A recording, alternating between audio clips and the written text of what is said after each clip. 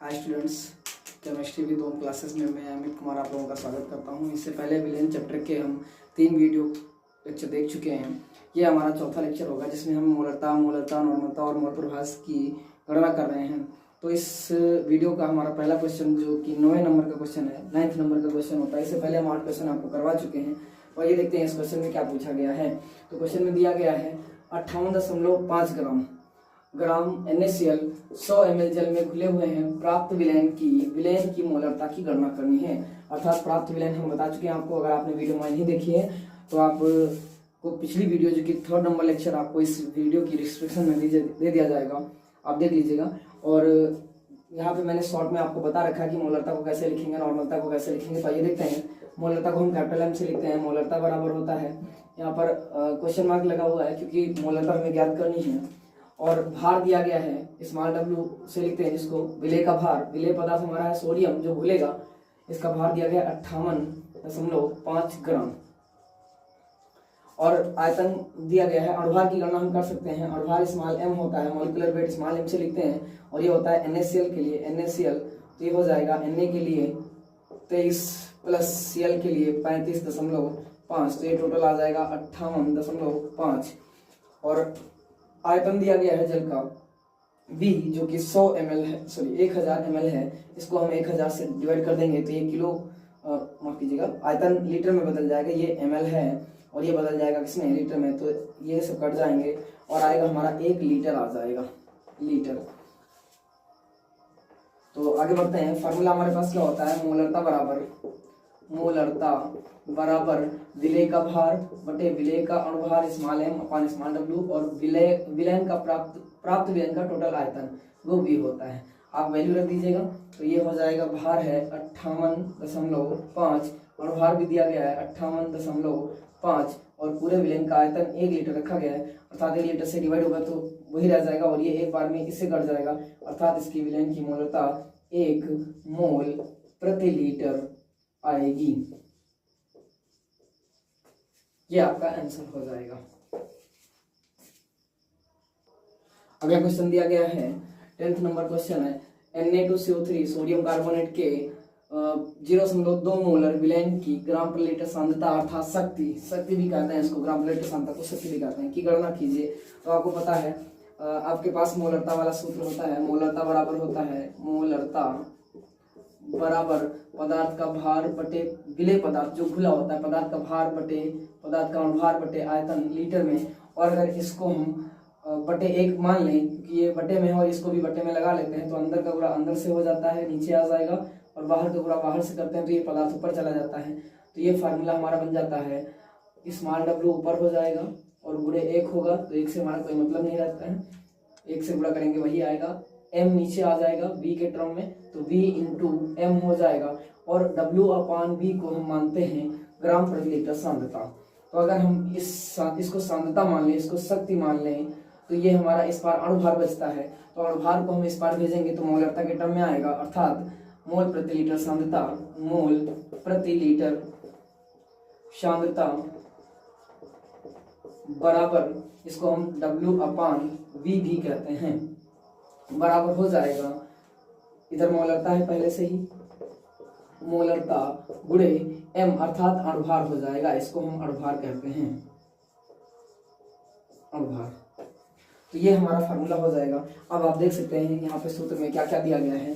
तो मोल प्रति लीटर सांद्रता ज्ञात करनी है आपको। मोल प्रति लीटर सांद्रता किसकी ज्ञात करनी है, तो सोडियम क्लोराइड की मोल प्रति लीटर सांद्रता ज्ञात करनी है। फार्मूले में आपको वैल्यू दी जा सकती है। आप पहले लिखेंगे सॉल्व और उसके बाद गिवन दैट।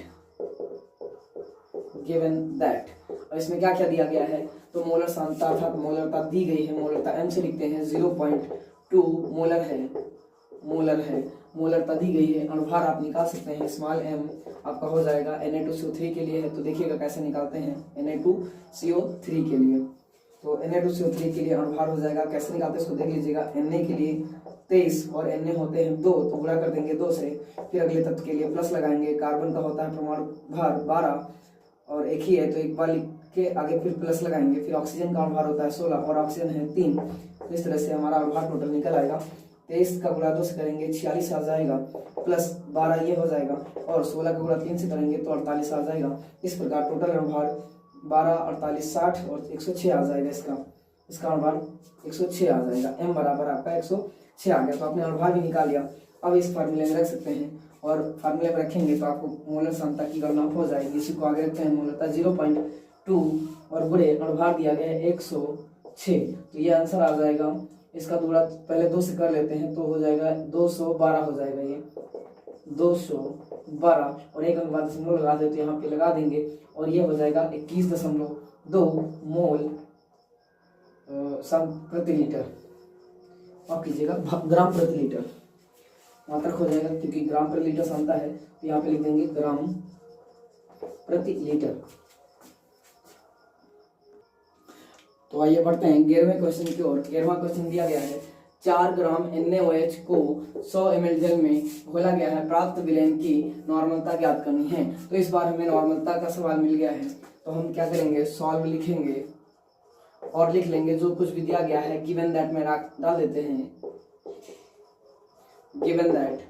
और यहाँ पे क्या क्या दिया गया है, नॉर्मलता बराबर आपको पता होना चाहिए फार्मूला क्या होता है। तो पहले अगर फार्मूला पता है तो आपको फैक्ट भी पता हो जाएंगे कि इसमें क्या क्या चीजें दी होनी चाहिए। तो वैसे तो हम बात करते हैं पदार्थ का भार पता होना चाहिए, यानी कि हम फार्मूले की बात कर लेते हैं तो नॉर्मलता को n से लिखते हैं। विलेय पदार्थ हमारा NaOH से जो घुला हुआ है उसका भार हो जाएगा बटे विलेय पदार्थ का अनुभार ना लेकर उसका तुल्यांकी भार लेते हैं। अगर आप तुल्यांकी भार नहीं जानते तो हमारी पहली वीडियो देख सकते हैं या एक छोटी सी वीडियो शॉर्ट वीडियो पड़ी हुई है उसको भी देख सकते हैं। अपान क्या हो जाएगा, v हो जाएगा। तो यहाँ पर E बराबर आपको बता देते हैं क्या होता है। E बराबर देख लीजिएगा, ये होता है अणुभार बटे अम्लता या क्षारकता। यहाँ पे अणुभार को मोलर मास कहा जाता है और n जो है हमारा यहाँ पर पदार्थ की अम्लता या क्षारकता होती है। अम्ल क्षार की और क्षारकता अम्ल की होती है। तो देखिएगा यहाँ से क्या क्या चीजें दी गई हैं आप देख सकते हैं आसानी से। तो नॉर्मलता हमें क्या करनी है, नॉर्मलता बराबर क्वेश्चन मार्क है W पदार्थ का भार अर्थात जो कि 4 ग्राम दिया गया है, कितना है 4 ग्राम है। अणुभार अगर आप निकालना चाहें, ई निकालने के लिए आपको अणुभार चाहिए और अम्लता क्षमता। तो NaOH को देखकर आप बता सकते हैं इसके पास कितने OH हैं और क्षार है तो क्षार की अम्लता होगी कितनी होगी जितने OH हैं। तो इसकी अम्लता अर्थात इसका जो N हो जाएगा वो आ जाएगा 1 और अणुभार जो कि M हो जाएगा वो आ जाएगा क्या NaOH। तो NaOH के लिए निकाल लेते हैं NaOH 23 + 16 + 1। 23 सोडियम के लिए, ऑक्सीजन के लिए 16 और हाइड्रोजन के लिए 1। तो 23 और 1 24, 16 40 आ जाएगा। ये M आ जाएगा 40 और 40 का बटे 1 करेंगे अर्थात यहाँ पर हम E निकालना चाहें, E बराबर फार्मूला हमारे पास है M/N अर्थात 40 बटे अणुभार कितना है 1 है तो ये आ जाएगा कितना 40 अर्थात हमारा जो तुल्यांकी भार है E बराबर वो 40 आ गया है। तो आइए देखते हैं आगे क्वेश्चन को सॉल्व करते हैं। अब यहाँ पे आपको E बराबर मिल गया है, E बराबर 40 आ गया है और विलयन का आयतन जो कि V दिया गया है, V 100 ml दिया गया है। इसको 1000 से डिवाइड कर देंगे अगर तो ये ml से बदल जाएगा लीटर में। 1 2 3 जीरो कैंसिल कर रहे हैं तो यहाँ से दशमलव यहाँ पर होता है 3 अंक आगे खिसक जाएगा, ये हो जाएगा 0.1। तो ये आपका आयतन आ गया, ये लीटर में होगा। अब फार्मूले में आप वैल्यू रख सकते हैं। तो नॉर्मलता बराबर आप क्या ज्ञात करेंगे, देखिएगा भार दिया गया है 4 ग्राम बटे अणुभार दिया गया है 40 बटे आयतन आपका 0. माफ कीजिएगा अणुभार नहीं ये तुल्यांकी भार है, E बराबर है तो 4 बटे 40 और बटे 0.1 यानी कि 0.1 और 40 इसको डिवाइड करेंगे 4 एक बार में जाएगा, ये 40 10 बार में जाएगा तो 1 बटे 10 आ जाएगा। इसको भी कैंसिल करेंगे तो दशमलव यहाँ लग जाएगा, ये हो जाएगा 0.1 अपान 0 पॉइंट नीचे 1 भी है यहाँ भी। तो आपको पता है पॉइंट से पॉइंट कैंसिल 1/1 जिसको हम लिख सकते हैं 1 और ये नॉर्मलता है तो इसको लिखा जाएगा तुल्यांक प्रति लीटर या N लिखा जाता है। इसको हम लिख सकते हैं तुल्यांक प्रति लीटर। तो ये हो जाएगा हमारा आंसर। अगला क्वेश्चन है आपके सामने 12 नंबर का क्वेश्चन है 250 ml जल में HCl के 18.25 ग्राम घोलने पर प्राप्त विलयन की नॉर्मलता की गणना करनी है। तो आइए देखते हैं कैसे करते हैं। सॉल्व लिखने के बाद ठीक वैसे ही जैसे आप पहले कुछ क्वेश्चन में करते आए हैं, सॉल्व लिखने के बाद आपको लिखना है गिवन दैट, जो कुछ दिया गया उसको सामने रख लेना है। तो गिवन दैट, अब नॉर्मलता आपकी देखनी है, तो नॉर्मलता निकालने के लिए आपको n पता होना चाहिए, जो कि हमें क्वेश्चन मार्क दिया गया है, अर्थात ज्ञात करना है। और इसके लिए विलेय का भार, अर्थात जो यहाँ पे खुला हुआ पदार्थ है जो कि HCl है, इसका अणुभार आपको पता होना चाहिए। भार दिया गया है 18.25, और अगर इसका अणुभार निकालें HCl का, तो HCl का अणुभार हमारा हो जाएगा, हाइड्रोजन का होता है 1 प्लस क्लोरीन का होता है 35.5, तो टोटल हो जाएगा 36.5। और आयतन आपको पता है, अणुभार से ही कार्य नहीं चलेगा, आपको मोलरता, इसकी अम्ल है तो इसकी क्षारकता होगी, और क्षारकता कितनी होगी, जितने H+ मौजूद होंगे। तो इसका n हो जाएगा 1, तो आपको m/n मिल जाएगा यहाँ से, अर्थात E आप निकाल सकते हैं। E बराबर होता है m/n, जो कि होता है 36.5/1, तो इसका आंसर भी 36.5 ही आएगा। आयतन आपको दिया गया है, कितना है, 250 ml है, तो बटे 1000 से करेंगे तो 1000 के तीनों जीरो कैंसिल हो जाएंगे, ये दशमलव यहाँ पर पीछे से 1, 2 और 3, अर्थात 0.25 आयतन लीटर आ जाएगा। तो 0.25 लीटर, ये आपकी वैल्यू आ गई सामने। अब आपको फार्मूला पता है, नॉर्मलता बराबर, यानी विलयन की नॉर्मलता बराबर विलेय पदार्थ अर्थात HCl का भार बटे HCl का तुल्यांकी भार बटे HCl के विलयन का आयतन। तो यहाँ पे आपको सारी चीजें पता है, वैल्यू रख दीजिए। भार दिया गया 18.25 ग्राम बटे अणुभार, माफ कीजिएगा, तुल्यांकी भार आपको दिया गया 36.5 या 0 लगा सकते हैं, और आयतन दिया गया है पूरे का 0.25, तो आप कैंसिल कर सकते हैं। ये वैल्यू आपको दिख रही है, 2 दशमलव से 2 दशमलव अगर कट जाएंगे तो 1850, अर्थात 18 दूना 36, 25 दूना 50, ये पूरी वैल्यू एक बार में ऊपर और नीचे 2 बार में, अर्थात 1/2 से कैंसिल हो जाएगी। ये वैल्यू आ जाएगी 1/2, 2 को हम नीचे ले जा सकते हैं 0.25 के पास में, तो बटे 1, चाहे तो ऐसे निकाल लीजिए या फिर इसको हम लिख सकते हैं 0.5/0.25। पॉइंट आप खिसकाएंगे एक अंक इधर तो ये भी खिसकेगा, दूसरा अंक खिसकाएंगे तो ये और आगे खिसक जाएगा, तो इसकी 2 अंक वैल्यू खिसकाने पर इसकी भी वैल्यू 2 अंक पीछे हो जाएगी, तो 50/25 जो कि कट जाएगा एक बार में, और ये जाएगा 50 2 बार में, तो नॉर्मलता हमारी आ जाएगी 2n आ जाएगी, यानी तुल्यांक प्रति लीटर।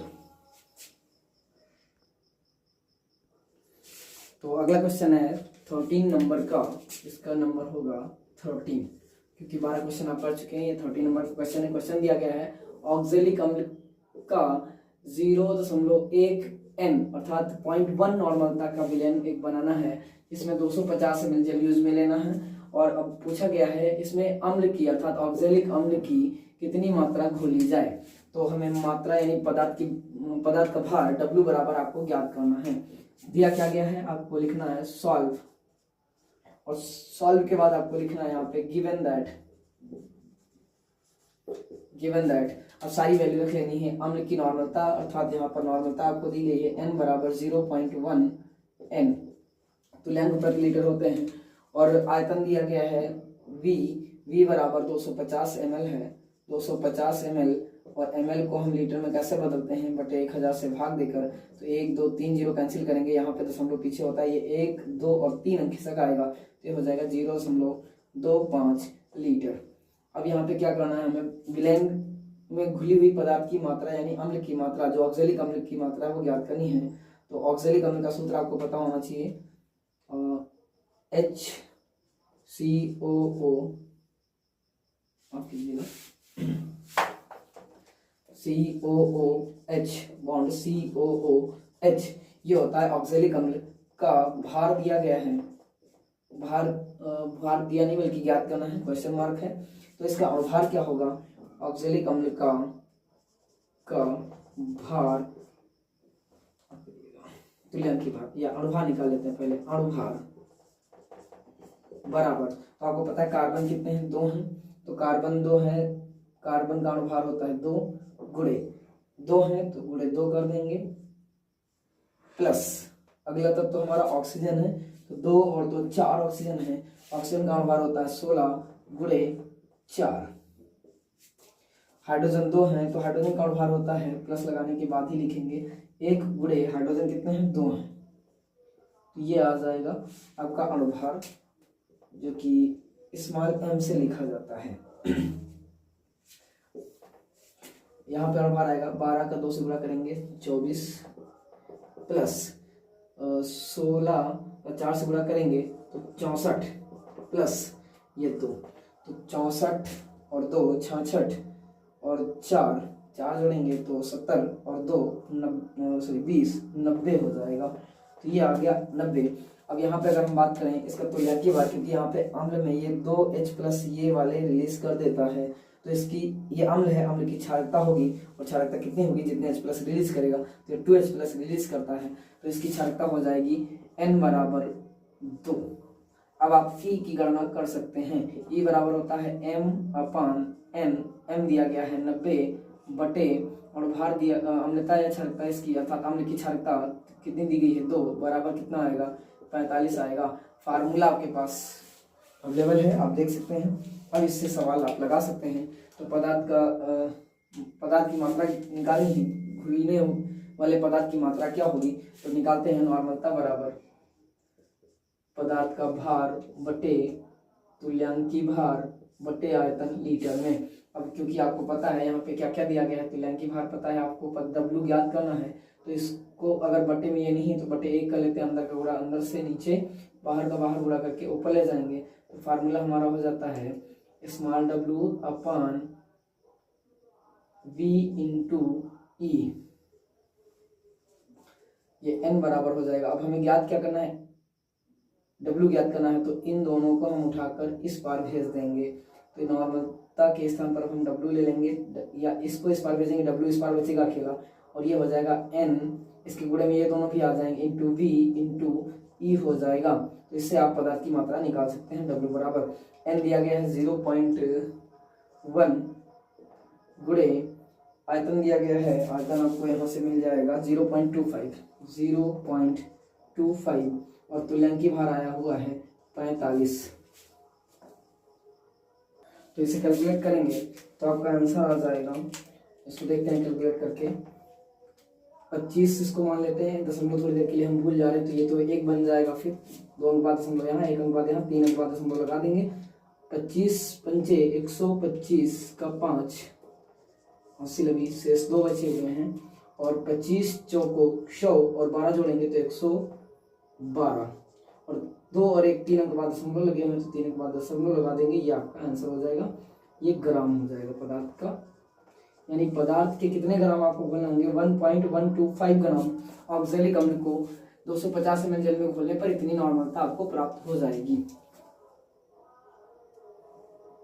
अगला 14 नंबर का क्वेश्चन है, 14th नंबर क्वेश्चन, जिसमें दिया गया है 7.45 ग्राम KCl अर्थात पोटेशियम क्लोराइड को 100 ग्राम जल में घोला गया है, तो विलयन में KCl के मोल प्रभाव ज्ञात करने हैं। अब आपको एक नया सवाल मोल प्रभाव से रिलेटेड मिला है, हम लिखेंगे सॉल्व और लिखेंगे गिवन दैट, लेकिन आपको एक चीज ध्यान रखनी है, जब मोल प्रभाव अर्थात मोल फ्रैक्शन या इसको मोल अंश या मोल भिन्न भी कहते हैं, इसके सवाल मिलते हैं, तो आपको 2 चीजें पहले सामने रख लेनी है, विलेय के मोल स्मॉल n और विलायक के मोल, विलेय के मोल विलायक के मोल, ये 2 चीजें आपको सामने रख लेनी है। अब ये कैसे निकालते हैं, विलेय के मोल को मान लेते हैं स्मॉल n और विलायक के मोल को मानते हैं कैपिटल N। अब इन मोल का फार्मूला जो होता है वो आपको पता है, विलेय के लिए स्मॉल यूज करते हैं स्मॉल n और विलायक के लिए कैपिटल N का यूज करते हैं, तो इनके लिए जो फार्मूला होता है भार बटे अणुभार होता है, तो स्मॉल n के लिए हम नोट करेंगे स्मॉल w अपान स्मॉल m, और विलायक के लिए नोट करेंगे कैपिटल W अपान कैपिटल M। तो यहाँ पे विलेय के भार बटे विलेय के अणुभार जो कि विलेय के मोल को बताएंगे, और यहाँ विलायक का भार बटे विलायक का अणुभार जो विलायक के मोल को बताएंगे। तो फार्मूला हमारा होता है, जिस भी घटक के हमें मोल प्रभाव ज्ञात करने हैं तो लिखते हैं घटक के मोल प्रभाव, जिसको हम साई से लिखते हैं, अगर विलय के लिए लिख रहे हैं, अब यहाँ पे KCl है तो घटक की जगह हम लिख सकते हैं HCl के मोल प्रभाज, माफ कीजिएगा KCl के मोल प्रभाज बराबर KCl के मोल अर्थात स्मॉल n बटे नीचे KCl के मोल यानी small n plus capital M जो कि विलायक के मोल है, जो कि जल है तो जल के मोल, तो कैपिटल M रख लेंगे। अब इस फार्मूले में आपको वैल्यू रखनी है, आपको यहाँ सारी चीजें पहले सामने रख लेनी है, तो इस चीज को देखिएगा पहले ध्यान से। इसको हम पहले कैलकुलेट करेंगे। स्मॉल n दिया गया, भार दिया गया है 7.45 ग्राम। अणुभार अगर आप निकालेंगे तो KCl का अणुभार आपको हम यहाँ पे निकाल के बता देते हैं। KCl K का होता है 39 और प्लस Cl का होता है 35.5, तो इसको जब जोड़ेंगे तो ये आएगा 74.5 74.5 आ जाता है, तो ये आपका अणुभार आ जाएगा। तो बटे 74.5 जब इसको कैलकुलेट करते हैं तो आपकी वैल्यू निकल के आती है, मोल की आ जाती है 71। अगर यहाँ देखा जाए इसको हम खिसकाएं या एक बार में ये कट जाएगा तो ये 10 बार में कट जाएगा, अर्थात 1/10 आएगा, जिसको हम 0.1 लिख सकते हैं। 1/10 बराबर 0.1, तो ये मोल हो गए आपके विलय के। और यहाँ पर हम ज्ञात करते हैं विलायक के मोल क्या होंगे। तो विलायक के मोल क्या दिए गए हैं, अगर यहाँ पर 100 ग्राम विलायक घुला हुआ है तो इसका अणुभार कितना होगा उसको भी देख लेते हैं। तो भार दिया गया है विलायक का 100 बटे अणुभार आपको पता है जल का अणुभार होता है H2O का अणुभार हो जाता है, तो H होता है 1 अणुभार होता है और पूरे 2H है इसलिए 2 प्लस 16 ऑक्सीजन का हो जाता है, तो ये हो जाता है 18। तो 100 बटे 18 करेंगे तो ये हो जाएगा 18 को हम जब डिवाइड करेंगे, यहाँ पे हम डिवाइड कर ले रहे हैं, 18 से डिवाइड करना है 100 को, 18 का 5 बार डिवीजन होगा तो 18 5 90, 10 बचेगा, फिर से पॉइंट लगाएंगे, 0 लगाएंगे और ये हो जाएगा 18 5 90, फिर से 10 बच जाएगा, फिर से यहाँ पे पॉइंट लगा ही हुआ है, 0 बढ़ा लेंगे, 5 बार में गया और यहाँ पर फिर से बढ़ा सकते हैं तो ये 5 ही आएगा, यानी 5.5 हम लिख सकते हैं इसको। तो ये वैल्यू हमारी आ जाएगी 5.55। तो यहाँ पर आ जाएगा, इसके मोल आ जाएंगे 5.5 और अगर आगे भी 5 आ रहा है तो हम इसको 5.6 मान सकते हैं। तो इसके आगे जब इसको हम फार्मूले में रखेंगे तो KCl के मोल प्रभाव हमें निकालने हैं, तो वैल्यू रख देंगे। विलय के मोल स्मॉल n का मान आया है कितना 0.1, तो 0.1 अपान स्मॉल n का मान नीचे भी वही है 0.1 प्लस कैपिटल N का मान दिया गया है, यहाँ पे आ गया 5.56, तो इसको हम 5.55 मान सकते हैं या 5.6 मान सकते हैं। इसको जब डिवाइड करेंगे तो 5.5 आएगा, तो 5.56 आ रहा है। अगर हम इसको चाहें तो चलिए ठीक है ऐसे रख लीजिएगा, इसको ऐड करेंगे तो 0.1 अपान ये 0.1 इसमें जुड़ जाएगा, तो ये हो जाएगा 5.66 हो जाएगा, तो 5.6 ले लेते हैं। 5 आगे इधर 6 है, उसको जरूरत नहीं लेने की। अब आगे बढ़ाते हैं इसको जब डिवाइड करेंगे तो 556 यहाँ रखते हैं, पॉइंट है ये एक बार और 0.1 है, तो पॉइंट से पॉइंट हम कैंसिल कर सकते हैं, 1/56 ले सकते हैं, एक यहाँ रखेंगे, पॉइंट लगाएंगे, 0 बढ़ाएंगे, वैल्यू अभी 56 से डिवाइड नहीं होगी इसलिए यहाँ पे 0 बढ़ाएंगे, ये 100 हो जाएगा, एक बार में जाएगा तो ये हो जाएगा 56, बचेगा 44, फिर से यहाँ पे 0 1 ले सकते हैं क्योंकि दशमलव के 3 अंक तक आप दशमलव के अगर आप दशमलव लगा रहे हैं तो 3 अंक तक 0 ले सकते हैं। मैंने एक यहाँ लिया था, एक यहाँ लिया है, तो ये हो जाएगा लगभग ये 7 बार में जाएगा, तो 7 6 के 42 हासिल 4 बच रहा है, और 7 6 35 और 4 39 ये आ रहा है। इसमें से घटाएंगे तो 10 में से 2 जाएगा, 8 बचेगा और यहाँ बचा 3 हो जाएगा 13 में से 9 जाएगा, 4 बचेगा, तो ये बच रहा है लगभग हमारा आंसर। ये अगर इसको अप्रॉक्स मानेंगे तो ये लगभग 8 मान सकते हैं, इसलिए हमारा, क्योंकि अगर पीछे 5 से वैल्यू बड़ी आ रही है, अब इसको अगर डिवाइड करेंगे तो 5 से बड़ा ही आएगा, तो ये हम लगभग 0.017 या अप्रॉक्स इसको मान सकते हैं 0.018, ये हो जाएगा आपका मोल प्रभाज। तो अगला सवाल है हमारा, यूरिया के 6% भारानुसार जलीय विलयन से यूरिया के मोल प्रभास की गणना करनी है। अब यहाँ पे आपको बताया गया है यूरिया है और इसका विलयन बनाया गया है जो कि 100% माना जाता है, 100% माना जाता है, और ये बराबर होता है विलेय की मात्रा प्लस विलायक की मात्रा के। तो विलायक प्लस विलेय की मात्रा के, तो आपको पता है यहाँ पे विलायक कितना होगा, जब विलेय दिया गया है यहाँ पे 6%, तो यहाँ पर 100 में से इसको हम माइनस करेंगे इधर ले जाके, तो हमारा हो जाएगा विलायक की मात्रा हमारी निकल आएगी। तो विलायक की मात्रा अगर हमें निकालनी है कितने परसेंट है, क्योंकि ये परसेंट में है तो परसेंट से कैंसिल हो जाएंगे, विलायक का परसेंटेज क्या होगा वो निकल आएगा। अब इसको परसेंट को हम परसेंट से कैंसिल कर देते तो ये ग्राम में मान लेते हैं, क्योंकि भारानुसार कहा गया है तो इसको हम ग्राम मान के चल रहे हैं। 100 ग्राम विलयन था जिसमें 6 ग्राम क्या है हमारी यूरिया हो जाती है। अब यूरिया के साथ यहाँ पे विलायक जो बचा तो 100 में से हम 6 घटा देंगे तो विलायक की मात्रा आएगी 94 ग्राम, तो इसको हम ग्राम मान लेते हैं। अब हमारा आसान हो जाएगा क्वेश्चन, इसमें हमें स्मॉल एन और कैपिटल एन निकालना है। पहले मोल निकाल लेते हैं, small W upon small M, और कैपिटल एन निकालेंगे कैपिटल डब्ल्यू बटे कैपिटल एम। तो आइए देखते हैं इसकी वैल्यू क्या होगी।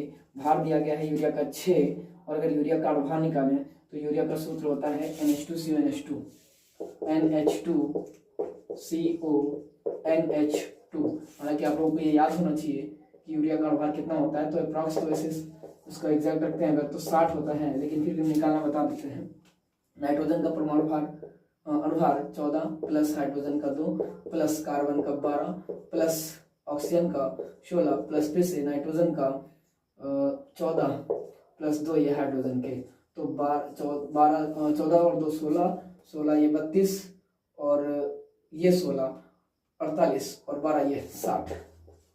आपको पता चल गया अनुभार कितना होता है इसका, 60 होता है, 60। और यहाँ पे अगर विलायक की बात करें तो अब आपको मिल गया है विलायक कितना मिल गया है 94 ग्राम, तो यहाँ पे हो जाएगा 94 बटे 18। अब इसको अगर डिवाइड करेंगे तो ये लगभग आएगा 18 से अगर डिवाइड करेंगे तो 18 95 5 बार में, और 18 दूना 36 2 बार में लगभग, तो ये आएगा 5.2 आएगा, 5.2 आ रहा है। तो ये मोल आ गया इसके, और इसके मोल निकालेंगे तो 1/10 को हम लिख सकते हैं 0.1। तो ये मोल इसके आगे और ये मोल आगे विलायक के अर्थात जल के, तो ये जल के मोल हैं और ये हैं यूरिया के मोल।